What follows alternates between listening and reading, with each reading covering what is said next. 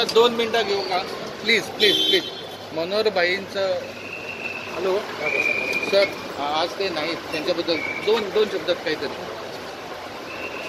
मनोहर पर्रिकर केवळ भाजपचे नेते नव्हते, माझे व्यक्तिगत जवळचे मित्र होते. मी जेव्हा महाराष्ट्राचा भाजपचं काम करायचो तेव्हापासून गोव्याला यायचं तेव्हा 35-40 वर्षाचा त्यांच्यामध्ये संबंध होता. Down to earth, committed to ideology and organisation आणि अतिशय स्वच्छ प्रतिमा.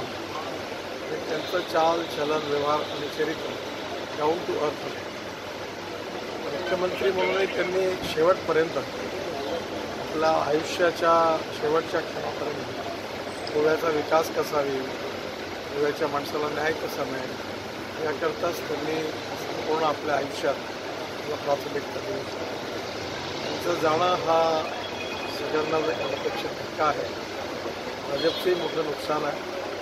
त्यांच्यासारख्या भाजपच्या कार्यकर्त्यामध्ये त्यांची जवळचे पारिवारिक कनेक्शनला आमच्या सगळ्यांचंही नुकसान आहे. त्यामुळे स्वाभाविकपणे त्यांच्या परिवारालाही मोठा धक्का आहे.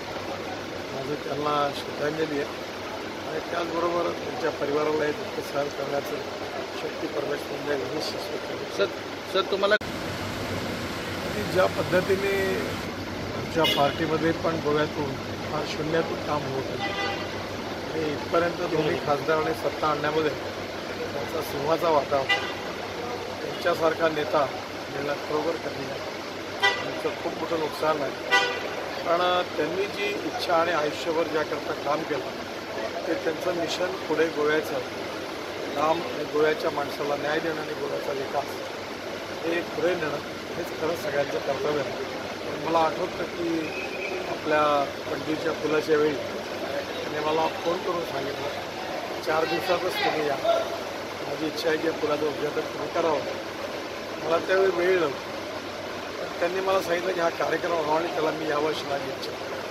सगळे कार्यक्रम रद्द करून मी दिवशी आलो. त्यांच्या घरी गेलो, त्यांना घेऊन आलो. त्या कार्यक्रमात होते. हेच त्यांची माझी शेवटची वेळ.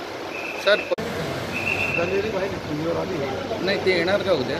नाही, असं काही मला कल्पना नाही.